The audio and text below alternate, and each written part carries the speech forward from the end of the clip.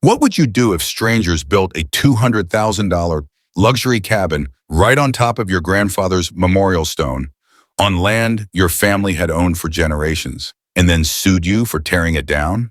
Most people would panic, but this story isn't about most people. This is about how one family uncovered a fraud so deep it stretched across states, forged documents, fake experts, and a criminal network hiding in plain sight. Before I start, tell me in the comments, where are you watching from? They sued me for destroying my own property. Can you imagine? The HOA built a $200,000 luxury cabin on my family's mountain land without permission. When I demolished it, they slapped me with a $750,000 lawsuit claiming I destroyed their legal construction. But here's what's insane.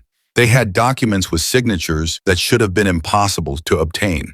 How did they get paperwork that didn't even exist? You're going to want to hear this twisted scheme.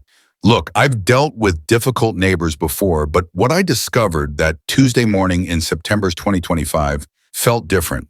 You know that gut instinct you get when you suddenly realize someone's been following you in the dark? That's exactly how it hit me.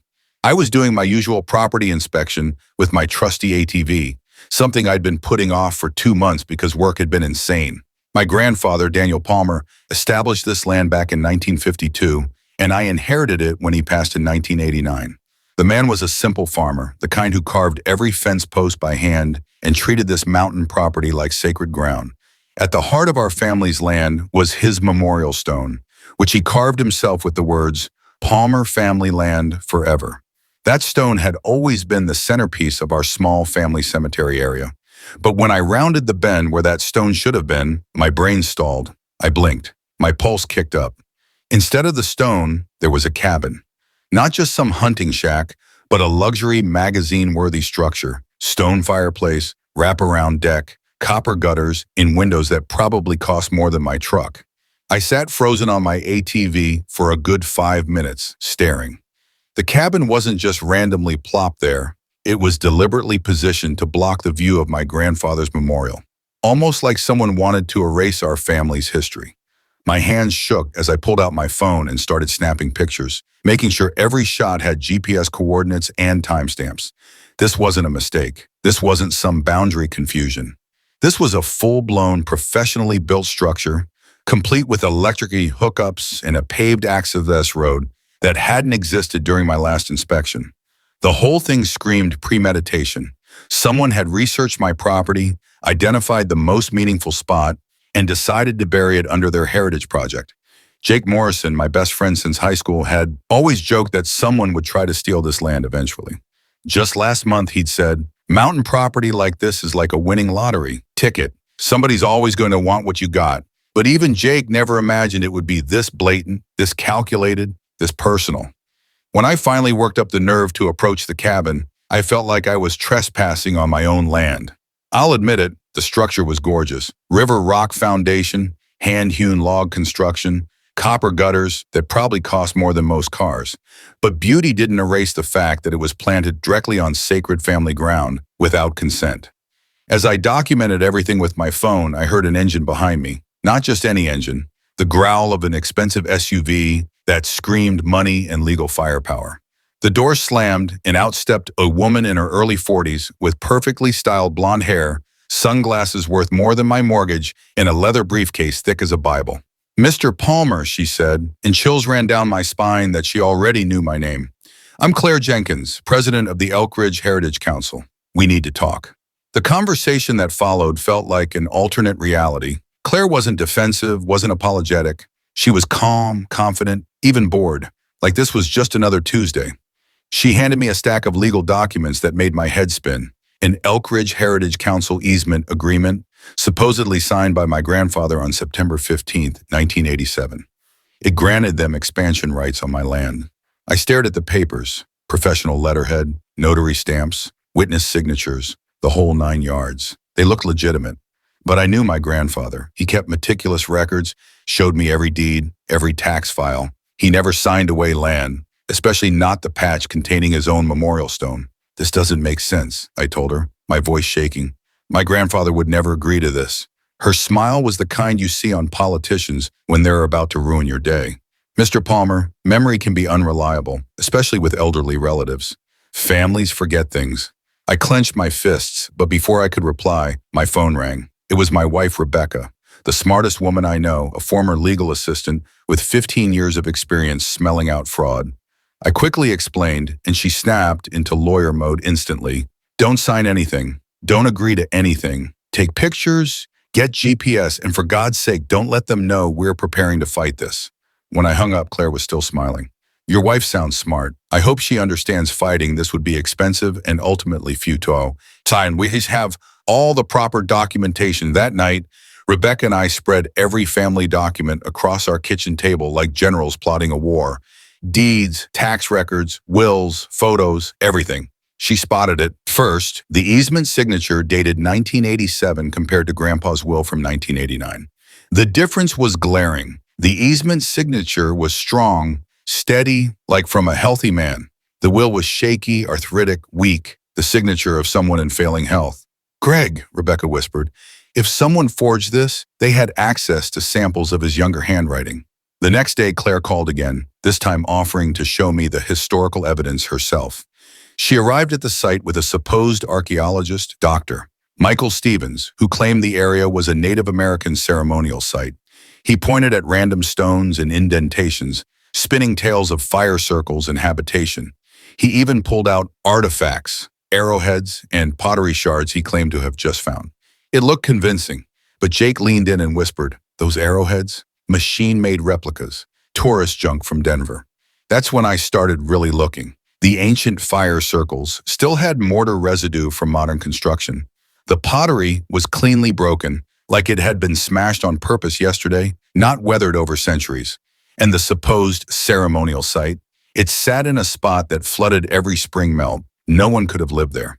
When I called him out, Doctor, Stevens got defensive, hiding behind jargon. Claire pivoted instantly from archaeology to environmental protection. The cabin, she claimed, was preserving the soil, preventing erosion, protecting watersheds. Her manipulative confidence was stunning. Every time one lie faltered, she had another ready.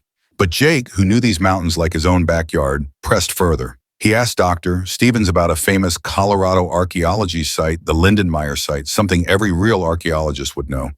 Stevens fumbled, bluffed, and then literally excused himself to take a phone call and never came back. That's when I saw it. Claire's purse had tipped, spilling papers. Among them were copies of my grandfather's property deeds, military records, even letters he wrote during World War II. Documents no one outside the family should ever have. She had dug deep into private, even government-sealed files. When I confronted her, she just smiled coldly. Thorough research is essential for heritage preservation. She said it like a predator explaining hunting. That night, Rebecca and I realized the scope. To forge those signatures and prepare those lies, Claire had been studying us for years. She wasn't just grabbing land. She was orchestrating a criminal scheme with resources far beyond a normal HOA president. And when Demolition Day finally came, we learned just how deep her bag of tricks went. Demolition Day arrived with more chaos than anyone expected. Jake and I had the equipment ready, Deputy Morgan was there to supervise, and I thought we'd finally be rid of that cursed cabin. But before we could start, an official-looking van rolled up, painted with Colorado Environmental Assessment on the side. Out stepped a woman in a sharp field suit carrying expensive geological gear. Claire, of course, introduced her with a flourish. This is Dr. Jennifer Walsh, geologist with the State Environmental Office. She's here to conduct an emergency assessment. Walsh's presence immediately cast doubt over everything. She spoke with bureaucratic authority that made the hairs rise on my arms. I'm here to evaluate potential hazards. Our reports indicate this structure may be stabilizing the slope. Demolishing it could trigger landslides that endanger homes downstream. She looked and sounded official. Her paperwork had seals, her gear looked expensive, and her demeanor radiated professional confidence. She began taking soil samples, measuring slopes, even muttering technical notes. To anyone else, it would have seemed entirely legitimate. But Jake, who had worked construction in these mountains for over a decade, spotted holes. And this hillside is decomposed granite, he said casually, testing her. Great drainage. What instability are you seeing exactly? Dr. Walsh answered with vague jargon about fractured bedrock and moisture retention, but dodged specifics. Jake pressed harder. That's when he noticed something damning. She was using a soil pH meter to supposedly measure geological stability. It had nothing to do with landslides. Deputy Morgan had seen enough. He stepped aside, called the state office directly, and 10 minutes later returned jaw tight. They've never heard of Dr. Walsh, and they certainly didn't send anyone here. The silence that followed was deafening. Walsh fumbled with her equipment, suddenly less confident. But Claire? She didn't flinch. She shifted tactics instantly. There seems to be some confusion, she said smoothly, but environmental concerns are real. As a community member, I demand full review before demolition continues. And just like that, she turned a blatant fraud into a legal delay. Within 30 minutes, she had bureaucrats tied in knots, and demolition was postponed. Jake, still fuming, walked over to the van. At a glance, it looked official, but up close, the license plates were forged, the font slightly wrong, and the VIN had been deliberately scratched. He leaned close and whispered to me, "Greg, this isn't HOA-level nonsense. This is organized crime." That night, Rebecca and I sat stunned as we pieced things together. Fake archaeologists, fake environmental experts, forged documents, forged vehicles, all part of a systematic strategy. Rebecca found cases in other states that matched exactly. This wasn't just us. We'd stumbled into a larger criminal network. But the real breakthrough came from an unexpected source. Claire's own husband, Mark Jenkins. While Claire was away at a so-called heritage conference, Mark snooped through her computer. What he discovered horrified him. Hidden folders revealed she was running an army of fake social media accounts, entire online personas with years of fabricated posts. They posed as locals, activists, even neighbors, spreading lies about my family, praising Claire's heritage work, and smearing us as environmental vandals. Worse, she had built detailed psychological profiles on each of us, what she called vulnerability assessments. She had my work schedule, Rebecca's routines, our finances, even notes about our marriage. She knew which pressure points to attack, when to apply stress, and how long it would take before we cracked. Mark dug deeper. He found records of video calls with operatives in other states, all running similar scams. They shared best practices for targeting grieving families, timing lawsuits during funerals or holidays, and manipulating local officials. This wasn't freelance crime, it was a business model. The money proved it. Claire was pulling in over $200,000 a month consulting with other fraud cells. She wasn't just stealing land, she was franchising her methods. But the discovery that broke Mark's last shred of loyalty was her next target, the Morrison family. Their patriarch had just died the week before, and Claire was already infiltrating their grief with fake accounts designed to manipulate them. That's when Mark realized his house, his cars, his vacations, everything was funded by blood money. Families ruined, marriages broken, homes stolen. He couldn't take it anymore. He reached out to me in secret, slipping me a USB drive in a deserted parking lot. His voice shook as he said, "Greg, my wife isn't just stealing from you. She's part of a network hunting families like yours across the entire West." I plugged the drive into my laptop later that night, Rebecca at my side. What we saw chilled us. Claire had been researching my grandfather's life in forensic detail. His school records, his military service papers, even private letters to my grandmother from World War II. She'd been studying his handwriting across decades to perfect the forgeries. Rebecca shook her head in disbelief. "Greg, this kind of access means government-level connections, military records, medical files, sealed correspondence. Who is backing her?" And then we opened the final folder, the contracts. Behind all her lies about heritage protection, Claire was secretly in bed with developers. They planned to bulldoze 200 acres, reroute streams, and build a luxury resort, complete with golf courses, helipads, and parking lots. Claire's personal cut, $2.2 million. The irony was staggering. The woman preaching about protecting history and the environment was preparing to destroy both for profit. That same night, Rebecca uncovered something my grandfather left behind, a draft letter he'd written in 1988, researching ways to legally protect the land with a conservation easement. He never got to send it before he died. His intention had been crystal clear: preserve the land for family, forever. And Claire had twisted that legacy into a justification for the very destruction he tried to prevent. Mark's guilt overwhelmed him. He confessed that his family's lifestyle, their remodeled home, their children's savings, their vacations, had been funded by other families' ruin. "Greg," he said, voice breaking, "I've been living in a house built on other people's tears. But guilt alone wasn't enough. He wanted redemption. So when Claire came home early from her conference, Mark decided to risk everything. He confronted her. And what she revealed in that confrontation made everything we'd uncovered look like the tip of the iceberg. Mark's confrontation with Claire should have been the moment her empire collapsed quietly. Instead, it turned into a terrifying revelation. He'd been secretly recording her phone calls with the developers, capturing damning evidence of her resort scheme. When she found him listening, she didn't panic. She didn't even yell. She simply sat down across from him with a calm, almost amused smile. "Mark," she said in a voice that made his skin crawl, "how much of that conversation do you think you actually understood?" She wasn't worried about being caught. She was evaluating the damage, calculating her next move. Then, for the first time in years of their marriage, she dropped the mask. "If you think inheritance fraud is the worst thing I've done," she whispered, leaning forward, "you haven't been paying attention. What makes you think the families who sold their properties after losing in court actually had a choice?" Mark froze. She wasn't talking about legal intimidation or financial exhaustion. She was hinting at something darker: tampering, coercion, maybe even deaths. He captured it all on tape. When he brought the recording to Rebecca and me, we listened in horrified silence as Claire laid out what she called her comprehensive family management strategy. She described applying waves of stress until families hit their capitulation threshold: financial pressure, emotional strain, sudden shortages of medication, mysterious bureaucratic harassment, all calculated to break people. The examples she gave were chilling. One family suddenly couldn't get life-sustaining medication for weeks, forcing desperate trips out of state. Another saw their property taxes mysteriously spike mid-lawsuit. A third suffered environmental hazards staged to drive them off their land. Rebecca whispered, "This isn't just fraud. This is psychological warfare." When the case hit court, Claire's lawyers tried to destroy Mark's credibility, painting him as an abusive husband, inventing lies.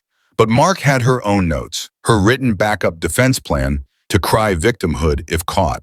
Ironically, her meticulous planning became evidence of her manipulation. And then came the bombshell. An elderly neighbor, Mrs. Patterson, stood up in the courtroom gallery, but instead of giving testimony, she revealed her badge: Special Agent Patricia Patterson, FBI, Financial Crimes Division. The room gasped. She'd been undercover for 18 months investigating inheritance fraud across 6 states. "Your Honor," she declared, "Mrs. Jenkins's operation is larger than anyone realizes. Over 90 families, losses exceeding $12 million. But her next words froze Claire in her seat. The question isn't whether she committed fraud. The question is whether she'll cooperate to help us locate the victims whose deaths weren't natural. The implications shattered the courtroom. This wasn't just property theft anymore. It was elder abuse, possibly even homicide hidden behind lawsuits and forged easements. Agent Patterson testified that elderly property owners across multiple states were dying at suspiciously high rates within 60 days of being sued by heritage councils. Families faced unusual medical emergencies, prescription shortages, harassment. The patterns were undeniable once federal investigators pieced them together. Claire's network was vast: shell companies, offshore accounts, coordinated operatives. She wasn't a rogue HOA president. She was part of a criminal enterprise targeting rural families, veterans, and indigenous landowners. Judge Williams looked visibly shaken as he asked Claire if she understood the gravity. For the first time, her polished mask cracked, but even then she hissed a chilling warning: "The people I work for have resources far beyond what you've discovered." In that moment, we all realized she wasn't the mastermind. She was just one piece of a larger machine. The end, though, came from her own arrogance. Claire had documented everything: forged signatures, fake company registrations, harassment timelines, even video diaries explaining her techniques for training others. Federal agents seized over 300 gigabytes of evidence. It was airtight. Prosecutors offered her a deal: cooperate in exposing the wider network and serve 15 years instead of facing charges tied to suspicious deaths.